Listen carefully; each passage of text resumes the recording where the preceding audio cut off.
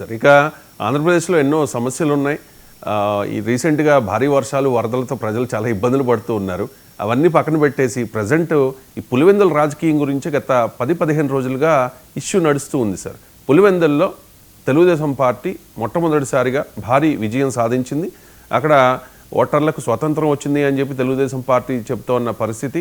మన ఓటింగ్ చూసుకున్నా, తర్వాత ఈ మెజారిటీ చూసుకున్నా కూడా అంటే డిపాజిట్ కూడా రాలేదు సార్ వైఎస్ఆర్ కాంగ్రెస్ పార్టీకి. గతంలో కుప్పంలో అంటే జగన్ అధికారంలో ఉండగా కుప్పంని టార్గెట్ చేశారు. ఎందుకంటే ఇది చంద్రబాబు నాయుడు ఇలాకా కాబట్టి కుప్పం మున్సిపాలిటీని కూడా వాళ్ళు గెలుచుకున్న పరిస్థితి. కానీ ఈ ఎన్నికల్లో చూసుకుంటే అప్పుడు కుప్పంలో గెలిచినా ఇప్పుడు 11కు మాత్రమే పరిమితమైంది వైసీపీ. ఇప్పుడు పులివెందుని టార్గెట్ చేయడం ద్వారా జగన్ చేసింది తప్పు చంద్రబాబు నాయుడు ఏమైనా చేశారని అనుకోవచ్చు అంటారా? ఇంత ఫోకస్ చేయడాన్ని ఏ రకంగా చూడాలి సార్?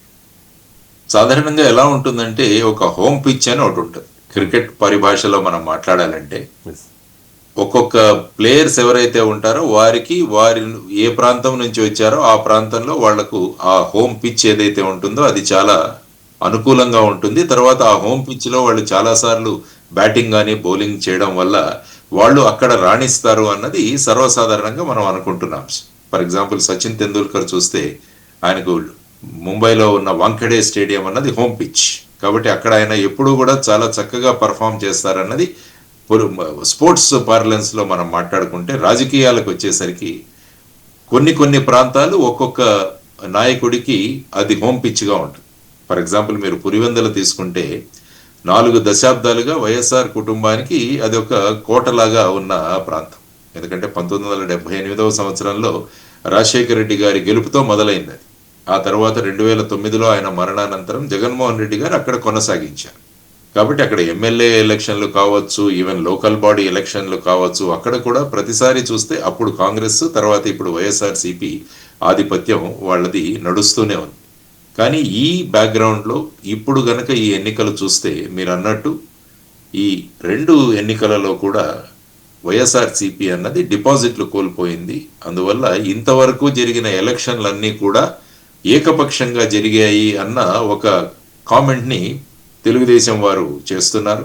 ఆ తర్వాత ఆ ప్రాంతానికి స్వాతంత్రం వచ్చిందని, ఇంతవరకు ఎవరు కూడా ఒక ప్రెషర్లో ఈ విధంగా ఓట్ చేశారని, కాబట్టి తెలుగుదేశం పార్టీ అధికారంలోకి వచ్చాక వీటన్నిటిని కూడా మేము తొలగించాము అన్నది సాధారణంగా వీరు మాట్లాడుతున్న విషయం.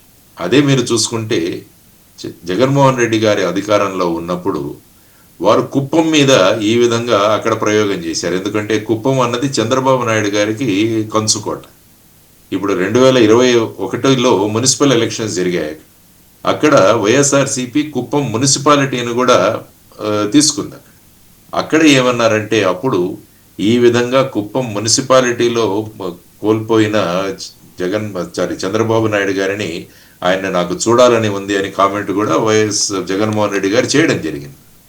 సో ఆ విధంగా చూసుకుంటే మళ్ళా ఇక్కడ పులివెందులలో, ఒంటిమిట్టలో ఈ విధంగా విజయాలు సాధించడం అన్నది చూసుకోవాల్సిన ప్రభావం. కాబట్టి ఈ రాజకీయ ప్రభావాలు మీరు చూసుకుంటే ఈ విజయం ఏదైతే ఉందో ముఖ్యంగా టీడీపీలో ఉన్న కాడర్ ఏదైతే ఉందో వాళ్ళకి ఉత్సాహం క్రియేట్ చేస్తుంది. తర్వాత జగన్మోహన్ రెడ్డి కోటలోనే మేము గెలిచాము అన్న ఒక ప్రచారం వాళ్ళు క్రియేట్ చేసి ముఖ్యంగా రాబోయే లోకల్ బాడీ ఎలక్షన్స్ ఏవైతే ఉన్నాయో వాటిలో ఈ ప్రభావం చూపించాల్సిన అవసరం. ఎందుకంటే జగన్మోహన్ రెడ్డి గారు అనేక సందర్భాలలో కూటమి ప్రభుత్వానికి వ్యతిరేకత మొదలైంది అని చెప్పేసి ఒక ప్రచారం మొదలైంది.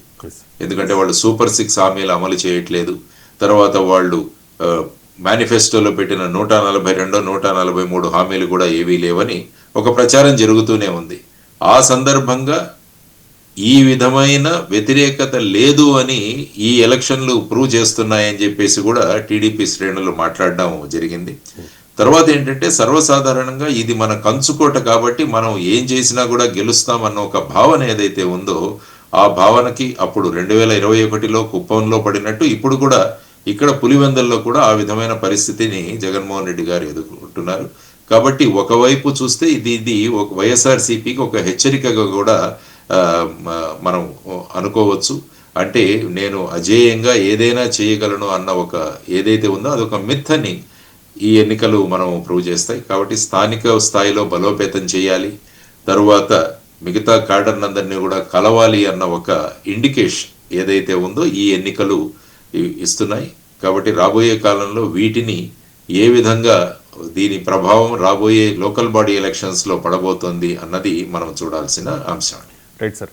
అంటే సోషల్ మీడియాలో విపరీతంగా వైరల్ అవుతూ ఉన్న ఒక ఇది పులివెందులు, అంటే జగన్ అడ్డా వైఎస్ కంచుకోట, అలాంటి కంచుకోటనే బద్దలు కొట్టాము అని చెప్పి తెలుగుదేశం పార్టీ చెప్తోంది. కాబట్టి ఇక్కడ ఫ్రీ అండ్ ఫెయిర్ ఎలక్షన్ జరగలేదు, రిగ్గింగ్ జరిగింది కాబట్టే టీడీపీ గెలవగలిగింది అని వైసీపీ చెప్తోంది. కాబట్టి జగన్మోహన్ రెడ్డి రాజీనామా చేసి మళ్ళీ పోటీ చేసి గెలవాలి, అప్పుడు నిజంగా పులివెందుల్లో పట్టున్నట్టు అని చెప్పి సోషల్ మీడియాలో విపరీతంగా జగన్మోహన్ రెడ్డి రాజీనామా చేస్తారా అనే పెద్ద ఎత్తున ప్రశ్నలు అయితే లేవనెత్తుతూ ఉన్నారు సార్. సో దీని మీద ఏమంటారు? అంటే ఆయన ప్రూవ్ చేసుకోవాల్సిన అవసరం ఉందంటారా? ఖచ్చితంగా జగన్ రాజీనామా చేసి మళ్ళీ ఎలక్షన్స్కి వెళ్ళాల్సిన అవసరం ఉందంటారా? అంటే ఆ విధమైన అకౌంటబిలిటీ అన్నది ఇప్పుడు రాజకీయాల్లో మనం చూడట్లా. ఇప్పుడు ఫర్ ఎగ్జాంపుల్ ఒక రైలు యాక్సిడెంట్ అయిందని అప్పుడు లాల్ బహదూర్ శాస్త్రి గారు రాజీనామా చేశారు. అవి ఆ టైప్ ఆఫ్ ఆ కమిట్మెంట్స్, ఆ లెవెల్ ఆఫ్ ఇంటెగ్రిటీ, ఆ లెవెల్ ఆఫ్ రాజకీయ నాయకుల్ని మనం అప్పుడు చూసాం. కానీ ఇప్పుడు మొత్తం మారిపోయింది. సో అటువంటి పరిస్థితుల్లో ఈ విధంగా తెలుగుదేశం వాళ్ళు ఖచ్చితంగా సోషల్ మీడియాలో ఈ విధమైన ప్రచారాలు ఖచ్చితంగా చేస్తారు. ఎందుకంటే రాజకీయంగా ముందుకు వెళ్ళాలి అన్నది చూడాల్సిన ప్రధానమైన అంశం. కాబట్టి ఆ పరిస్థితులలో వాళ్ళు రాజీనామా చేయడం పక్కన పెడితే, ముందు నేను అనడం ఏంటంటే 11 మంది ఎమ్మెల్యేలను తీసుకొని అసెంబ్లీకి వెళ్ళండి అని నేను ఎప్పుడు చెబుతాను వారికి. అసెంబ్లీలోకి వెళ్లాల్సిన అవసరం ఉంది. ఎందుకంటే ప్రజాప్రతినిధులను ఎన్నుకున్నది వాళ్ళు అసెంబ్లీకి వెళ్ళి ప్రజల యొక్క సమస్యలు ఏవైతే ఉన్నాయో వాటిని అసెంబ్లీలో వాళ్ళు తీసుకురావాల్సిన అవసరం చాలా ఉంది. సో ఇలా అసెంబ్లీకి వెళ్లకుండా ఈ విధంగా చేయడం అన్నది అనుకొని ఇప్పుడు ఈ సందర్భంగా జగన్మోహన్ రెడ్డి గారు మళ్ళా అసెంబ్లీకి వెళ్ళాలి, అసెంబ్లీలో అనేక విషయాలు చర్చించాలి అన్నది సర్వసాధారణంగా మనం కోరుకుంటున్న ప్రధానమైన అంశం. కాబట్టి ఇదంతా ఒక పొలిటికల్గా జరుగుతున్న విషయం. ఎందుకంటే అప్పుడు ఏ విధంగా 2021లో తెలుగుదేశం పార్టీ, ముఖ్యంగా చంద్రబాబు నాయుడు గారి కంచుకోట ఏదైతే ఉందో కుప్పంలో, అక్కడ మున్సిపల్ ఎలక్షన్స్లో గెలిచినప్పుడు వైఎస్ఆర్సీపీ కూడా ఈ విధమైన డిమాండ్లే చేసిందా. సో ఇది పొలిటికల్లో ముఖ్యంగా లోకల్ ఏవైతే స్థానిక పార్టీలు ఉంటాయో, లేకుంటే మన ఈ విధమైన లోకల్ పార్టీస్, నేషనల్ పార్టీస్ కాదు, రీజనల్ పార్టీస్ ఎక్కడైతే ఉంటాయో ఆ విధంగా ఒకరినొకరు ఈ విధంగా కామెంట్స్ చేసుకోవడం అన్నది సర్వసాధారణమే. కాబట్టి లెటస్ సీ ఫైనల్గా ఏ విధంగా దీనికి రియాక్ట్ అవుతారో, రాబోయే మన లోకల్ బాడీ ఎలక్షన్స్లో ఏ విధమైన ప్రభావం ఇది చూపించబోతుందో అన్నది చూడాలి. ఏది ఏమైనా కూడా ఫైనల్గా ప్రజాస్వామ్యం నిలబడాలన్నది నేను ఎప్పుడు చెబుతున్నాను.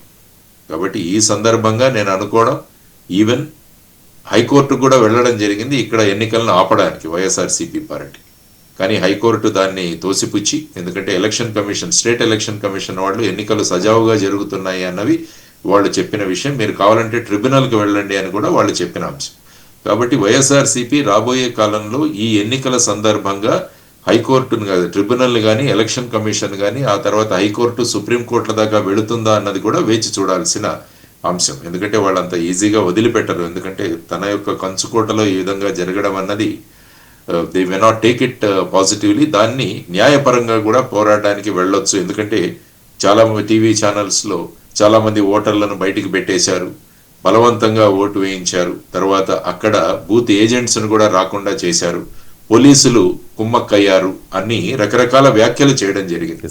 సో వీటన్నిటినీ తీసుకొని రేపు న్యాయపరంగా ఏదైనా పోరాటం చేస్తారా అన్నా కూడా చేయవచ్చు అన్నది నేను అనుకుంటున్నాను. రవిశంకర్ సార్ వ్యాఖ్యలు చేయడమే కాదు సార్, దానికి కొన్ని ప్రూఫ్స్ కూడా చూపిస్తూ ఉన్నారు.